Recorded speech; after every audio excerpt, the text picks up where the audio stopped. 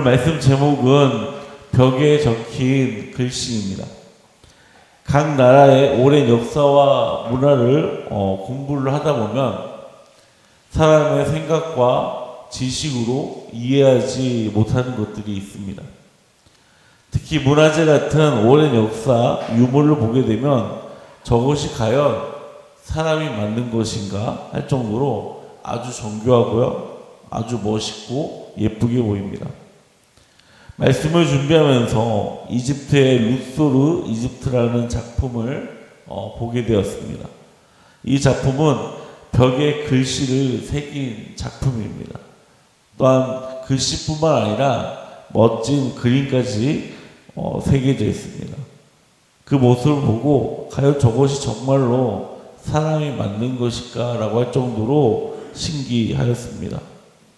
혹시 사람이 아닌 뛰어난 어떠한 존재가 만들지 않았을까라는 의심이 들 정도로 이러한 문화재들을 보면 매우 몹시 놀라게 됩니다. 오늘 말씀에도 어떠한 존재가 왕이 보이는 데에서 벽에 글을 씁니다. 오늘 이 말씀이 어떠한 사건인지 또 어떠한 의미를 가지고 있는지 이 시간 말씀을 살펴보도록 하겠습니다. 1절에서 2절을 보게 되면 벨사사 왕이 그의 귀족 1000명을 위하여 큰 잔치를 베풀고 그 1000명 앞에서 술을 마시니라. 벨사살이 술을 마실 때에 명하여 그의 부친 느부갓네살이 예루살렘 성전에서 탈취하여 온 금, 은그릇을 가져오라고 명하였으니 이는 왕과 귀족들과 왕후들과 후궁들이 다 그곳으로 마시려 함이었더라. 지난 시간까지 왕이 느부갓네살 왕이었습니다. 그런데 5장에 벨사살 왕이 등장하게 되죠. 그만큼 세월이 지났음을 알 수가 있습니다. 어느 날 벨사살 왕이 귀족 1000명을 초대해서 큰 잔치를 베풉니다. 이 잔치는 바벨론 나라가 숭배하고 있는 우상들을 경배하고 있는 잔치였습니다. 벨사살 왕은 귀족들과 술을 마시고 있는데 갑자기 명을 내립니다. 내 아버지 느부갓네살이 예루살렘 성전에서 가져온 금과 은그릇을 가져오라고 명령을 내리죠. 우리가 이 본문을 볼 때 벨사살 왕은 느부갓네살 왕의 아들이라는 것을 알 수가 있습니다. 하지만 역사학자들은 이 벨사살 왕은 느부갓네살 왕이 아니라고 설명을 합니다. 느부갓네살 왕은 바벨론을 43년간 통치를 합니다. 그리고 BC 562년에 죽었습니다. 그 다음 왕이 바로 웨일 무로닥이었습니다. 웨일 무로닥은 2년간 통치를 하게 돼요.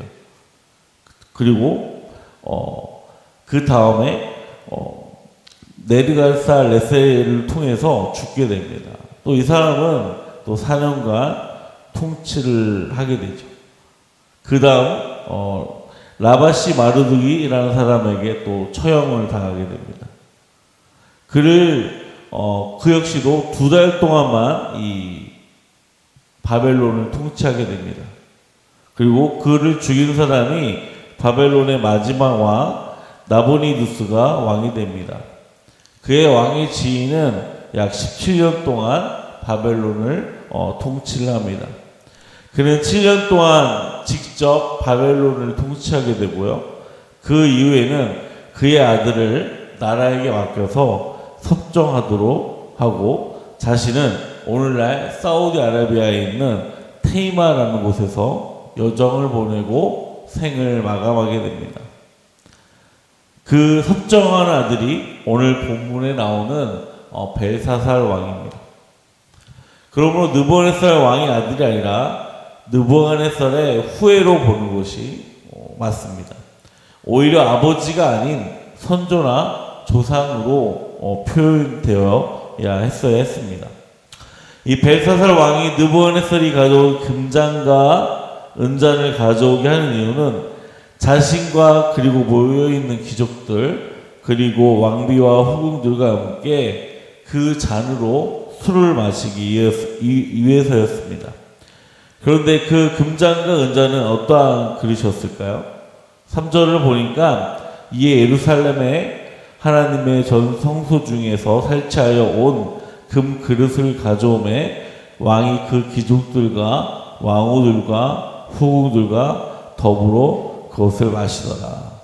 3절 앞부분에 보게 되면 예루살렘 하나님의 전 성소 중에서 탈취하여서 온 그릇을 금과 은그릇을 가져왔다라고 설명하고 있습니다. 이 금그릇은 하나님의 성전에서 사용되었던 예배 기구였습니다. 즉 거룩한 하나님의 물건이었죠.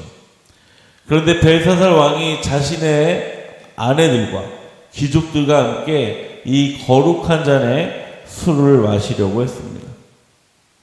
그런데 다니엘 저자는 또 한 가지를 이 본문에서 추구하고 있습니다. 4절에 그들이 술을 마시고 그 금, 은, 구리, 새, 나무, 돌로 만든 신들을 찬양하니라. 그들이 술을 마시면서 무엇을 하였다라고 쓰여 있죠? 금으로 만든, 은으로 만든, 구리로 만든, 나무로 만든 우상을 찬양하고 있었다라는 것입니다. 이것은 하나님을 모욕한 행동이었습니다. 벨사살의 행동은 고대 금동 문화에서 당연시였던 문화입니다. 벨사살은 이때 페르시아 군대의 위협을 받고 있었습니다. 이미 바벨론은 페르시아 군대에 넘어간 것이나 다름이 없었습니다. 이러한 상황에서 군사적으로나 정치적으로 제기하기 위해서 벨사살 왕은 신들의 도움이 필요했던 것이죠. 마침 그날 바벨론의 종교적인 절기였습니다. 이때를 이용해서 자신을 도울 수 있는 신들을 의지하려고 했었던 것입니다. 벨사살은 바벨론의 신들이 물리친 이스라엘의 신 여호와 하나님의 거룩한 물건을 모독함으로써 바벨론 신들의 힘과 용기를 북돋아주기 위한 것이었습니다. 그러나 벨사살 왕은 여호와 하나님에 대해 정확하게 알지 못하였던 것 같습니다. 여호와 하나님은 이방인의 불경한 행동도 심판하신다는 사실을 결코 알지 못했습니다. 이때 결국은 벨사살 왕은 왕 중의 왕이신 하나님께 심판을 당할 것입니다. 또한 그의 나라는 멸망을 당하게 될 것입니다. 사랑하는 성도 여러분, 여러분이 주님을 믿고 나서 지금까지 내려놓지 못한 욕심은 무엇입니까? 그것으로 인해 우리의 자녀들이 하나님을 찬양을 해야 하는데 다른 것들을 높이고 찬양하고 있지는 않습니까? 또한 그것이 무엇입니까? 이 시간 여러분들이 내려놓지 못한 욕심들, 또 내가 알게 모르게 만든 우상들, 이 시간 하나님 앞에 내려놓기를 바랍니다. 우리 자녀들이 오직 하나님만을 찬양하는 우리 자녀들이 되게 해달라고 기도하시는 이 새벽이 되시기를 주님의 이름으로 소망합니다. 5장 5절을 보게 되면 그때 사람의 손가락들이 나타나서 왕궁 초대 맞은편 석회벽에 글자를 쓰는데 왕이 그 글자 쓰는 손가락을 본지라라고 기록되어 있습니다. 왕과 왕비 그리고 귀족들이 하나님의 거룩한 금잔과 은잔으로 술을 마시면서 그들의 우상을 찬양할 때 갑자기 사람의 손가락이 나타납니다. 그리고 그 손가락은 왕궁 초대 맞은편에 있는 석회벽에 글자를 쓰고 있었습니다. 그 장면을 이 벨사살 왕이 목격을 한 것이죠. 6절에 보게 되면 왕은 그 손가락에 글씨를 쓰는 모습을 보고 굉장히 두려움에 사로잡혀서 얼굴이 창백해집니다. 다리에 힘이 풀려서 무릎이 후들후들 떨려왔습니다. 벨사살 왕은 점성가와 주술사들, 점쟁이들을 불러옵니다. 이 벨사살 왕은 그들에게 어떠한 말을 하였을까요? 7절에 이렇게 말합니다. 왕이 크게 소리 질러 술객과 갈대와 술사와 점쟁이를 불러오게 하고 바벨론의 지혜자들에게 말하되 누구를 막론하고 이 글자를 읽고 그 해석을 내게 보이면 자주새 옷을 입히고 금사슬을 그의 목에 걸어주리니 그를 나라의 셋째 통치자로 삼으리라 하니라. 이 벨사살 왕은 바벨론의 최고의 지혜자들인 이 점쟁이와 술객과 술사들을 불러옵니다. 그리고 그들에게 이렇게 말하죠. 이 글을 해석하는 사람에게 자주새 옷을 입히고 금사슬을 걸어주고 이 나라에서 세 번째 통치자로 삼을 것이라고 선포합니다. 여기서 자주새 옷과 금사슬은 왕족을 상징합니다. 즉 왕족들만 행할 수 있는 것이죠. 어느 문화나 마찬가지만 금은 부와 명예를 의미합니다. 그런데 이러한 의미는 바벨론과 이 페르시아 문화에서 더욱더 큰 비중을 가지고 있습니다. 또한 여기서 의문이 하나 있는 것은 두 번째 통치자가 아니라 세 번째 통치자로 삼는다고 했습니다. 왜 두 번째가 아니라 세 번째였을까요? 그것은 첫 번째 통치자는 벨사살의 아버지 나보리누스였기 때문입니다. 그리고 그 다음이 벨사살 왕이죠. 그렇기 때문에 첫 번째는 아버지고요. 두 번째는 자신이고, 그리고 그 다음 세 번째 통치자는 이 의문의 수수께끼를 푸는 사람에게 자신의 다음 권력인 세 번째 통치자로 삼을 것이라고 말하고 있는 것입니다. 과연 바벨론 지혜자들은 이 수수께끼로 가득한 벽에 쓰인 글을 읽고 해석할 수 있었을까요? 우리 8절에서 9절 말씀을 함께 읽어보도록 하겠습니다. 시작.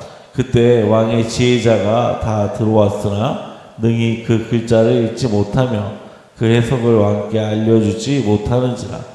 그러므로 벨사살 왕이 크게 번민하며 그의 얼굴빛이 변하였고 귀족들도 다 놀라니라. 아멘. 불려온 지혜자 중 아무도 벽에 새긴 글의 뜻을 해석하지 못하였습니다. 이 지혜자들은 이 벽에 쓰인 글을 읽지 못해서 해석을 못한 것이 아닙니다. 벽에 기록된 말들을 바벨론 사람들이 사용하고 있는 아람어였습니다.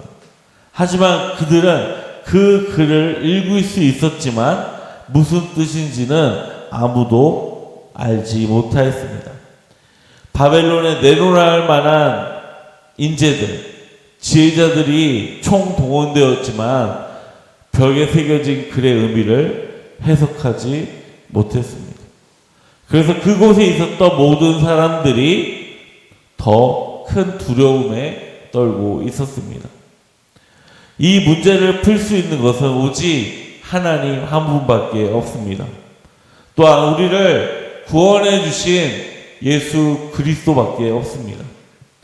우리 삶 속에서 질병이나 경제적인 어려움, 또 여러 재난과 사고와 같은 두려움들이 우리 삶 속에서 찾아올 때가 있습니다. 이러한 것들이 찾아올 때 우리는 오직 하나님의 말씀으로 해석받아야 합니다. 우리에게 두려움이라는 사건을 만나고 싶지는 않지만 어쩔 수 없이 만나는 경우들이 있습니다. 우리 성도님들은 누구를 의지하고 계십니까? 우리를 구원으로 인도하시는 예수님을 의지해야 합니다. 또한 우리와 함께 하시는 하나님을 우리는 날마다 의지해야 할 것입니다.